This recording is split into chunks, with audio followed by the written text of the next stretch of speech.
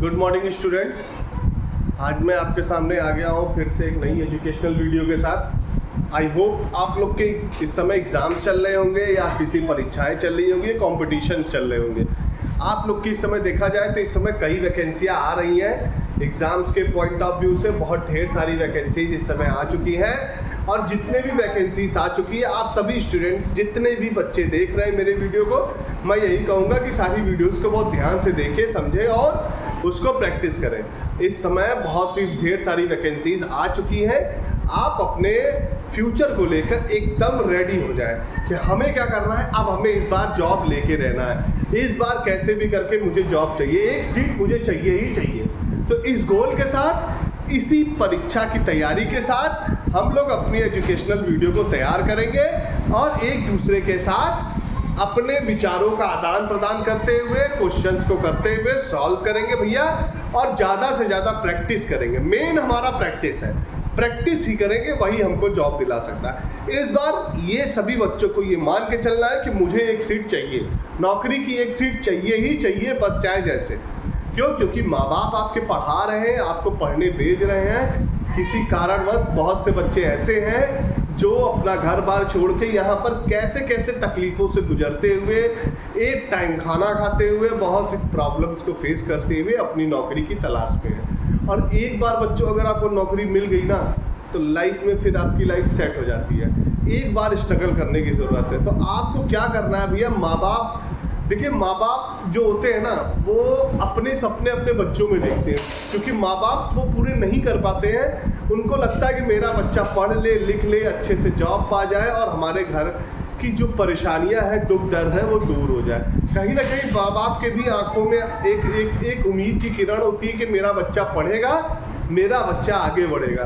तो हमें क्या करना है, उन्हीं के सपनों को साकार करना है। एक बार उनके सपनों को सच करके देखिए, कसम से बता रहा हूँ कि आपको इतनी अच्छी फील आएगी कि आपके माँ बाप के चेहरे पर जो मुस्कान होगी ना, जब आप नौकरी का वो खबर, वो एक छोटी सी खबर कि आपकी जॉब लग गई है, और वो सुनने के बाद आपके माँ बाप के चेहरे पे जो खुशी होगी ना, जो सेटिस्फैक्शन होगा कि इतने सालों की जो मेहनत थी, वो हम लोग की सालों की मेहनत हमारी रंग लाई है, वो आपको इतना अच्छा फील कराएगी। बाय गॉड मैं बता रहा हूँ कि आपको इतना अच्छा फील होगा, आपको लाइफ में इससे अच्छा आपको कुछ नहीं लगेगा।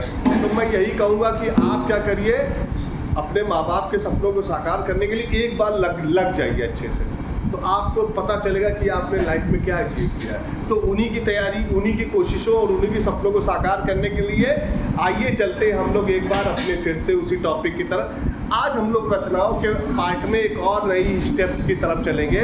वो स्टेप ये है कि आज कोई एक क्वेश्चन दिया होगा, उसको क्वेश्चन को सॉल्व करेंगे। जैसे अगर हम लोग देखें, एक क्वेश्चन अगर दिया हुआ है कि कोई एक 3 सेंटीमीटर त्रिज्या की एक वृत्त का केंद्र O है, उसको अपनी अभ्यास पुस्तिका पर खींचिए।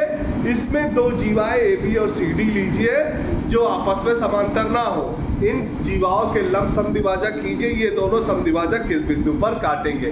तो आइए चलते हैं, उसी के स्टेप की तरफ चलते हैं। तो 3 सेंटीमीटर त्रिज्या ले लेंगे, मान लीजिए 3 सेंटीमीटर की कोई त्रिज्या ले लेंगे और उसका एक वृत्त खींचेगा। 3 सेंटीमीटर की कोई त्रिज्या ले लेंगे, ये वृत्त का केंद्र हुआ, और यहाँ से एक वृत्त खींचेंगे ऐसे करके।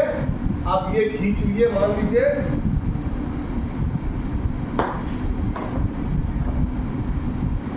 ये है कोई, ये 3 सेंटीमीटर की एक त्रिज्या हो गई।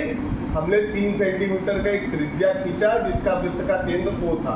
अब ये खींचने के बाद क्या करना है, इस पे कोई 2 जीवाएं AB और CD ले लेनी। अब जीवा क्या होगी, जीवा वृत्त की परिधि पर स्थित किन्हीं 2 बिंदुओं को मिलाने पर जो रेखा बनती है वो जीवा कहलाती है। वृत्त की परिधि मतलब ये जो बाउंड्री है, इस पे किन्हीं 2 बिंदु, मान लीजिए एक बिंदु ये ले लेंगे, ये और एक बिंदु ये। अब इन्हीं 2 बिंदुओं को मिला देते हैं ऐसे,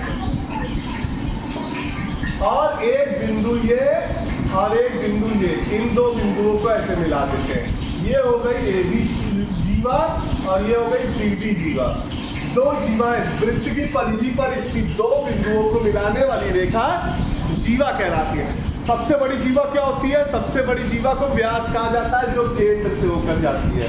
तो अब कह रहा है इनका लंब समद्विभाजक खींचना है, मतलब इनको दो बराबर भागों में बांटना है। तो बहुत आसान है, दो बराबर भागों में बांटना है तो बहुत आसान है। अभी आपको बताया था मैंने, क्या इन दोनों की आधे से अधिक दूरी लेकर यहाँ खींचेंगे, यहाँ खींचेंगे, और इन दोनों को लेकर यहाँ खींचेंगे, और यहाँ खींच देंगे, और इन दोनों को मिला देंगे। मिलाने के बाद क्या करेंगे, इन दोनों रेखाओं को आपस में मिला देंगे। मिलाने के बाद क्या करेंगे, ये रेखा खिंचती हुई चली जाएगी केंद्र से, उसी तरह यहाँ से भी मिलाएंगे, और यहाँ से मिला देंगे। इसको मिलाती हुई आएगी तो ये भी केंद्र से होकर जाएगी। अब इसका नाम आप दे सकते हैं E, F, G, H, ये दोनों रेखाएं वृत्त की केंद्र से होकर जाएंगे। तो आपने देखा, समझा और जाना क्या कि वृत्त पे किन्हीं दो जीवाओं को उनके लंब समद्विभाजक को अगर खींचा जाए तो वो एक दूसरे को वृत्त की केंद्र पर काटती हैं। तो आज हम लोगों ने सीखा कि कैसे किसी वृत्त की दो जीवाओं का लंब समद्विभाजक खींचा जाता है और वो एक दूसरे को वृत्त की केंद्र पर काटती है। अगर हमको कोई पूछेगा कि भैया दो जीवाएं अगर है, उनको अगर समद्विभाजक खींचा जाए तो वो कहाँ आके मिलती है, वृत्त की केंद्र पर। तो यही आज हमारा लोग का सलूशन था। इसी के साथ ये कक्षा समाप्त होती है और इस पे आप लोग प्रैक्टिस करिएगा, ज़्यादा से ज़्यादा इसको प्रैक्टिस करिएगा। जीवा के बारे में भी मैंने बताया कि वृत्त की परिधि पर किन्हीं दो बिंदुओं को मिलाने वाली रेखा जीवा कहलाती है, और सबसे बड़ी जीवा वृत्त का व्यास होता है जो केंद्र से होकर जाता है। और किसी दो जीवाओं को आपस में समद्विभाजक खींचने पर वो वृत्त की केंद्र से होकर जाता है। तो यही हमारी कक्षा का सार था। आज की कक्षा में यही समाप्त होता है। ज़्यादा से ज़्यादा इसको लाइक करिएगा, शेयर करिएगा और कमेंट सेक्शन बताइएगा ये क्लास आपको कैसी लगी, क्या डाउट है, क्या सारी चीज़ें हैं। तो ज़्यादा से ज़्यादा सब्सक्राइब करिएगा। और सबसे बड़ा चीज़ मैंने जो बोला, आप अपने माता पिता के सपनों को अपनी आँखों में सजाकर इस बार परीक्षा में लग जाए। जितनी भी प्रतियोगी परीक्षाएं होने वाली हैं उसमें बहुत ज़्यादा क्वेश्चंस पूछे जाएंगे। उसके लिए आप अभी से तैयारी करिए। ज़्यादा से ज़्यादा तैयारी करेंगे तो आपको ज़्यादा अच्छा फील होगा, अच्छी समस्याएं जो भी होगी वो डाउट क्लियर हो जाएंगे। तो अभी से लगे रहेंगे तो आगे तक आपको एग्ज़ाम तक आपकी 90% तैयारियां हो चुकी होंगी। 10% उस समय तैयारी करके आप अपने फ्यूचर को सिक्योर कर सकते हैं। तो आपके बेस्ट फ्यूचर के लिए मेरी क्लासेस को आप देखते रहिए। ज़्यादा से ज़्यादा लाइक करिए, शेयर करिए, सब्सक्राइब करिए और आपको पहले से ही best of luck for your future. Thank you so much.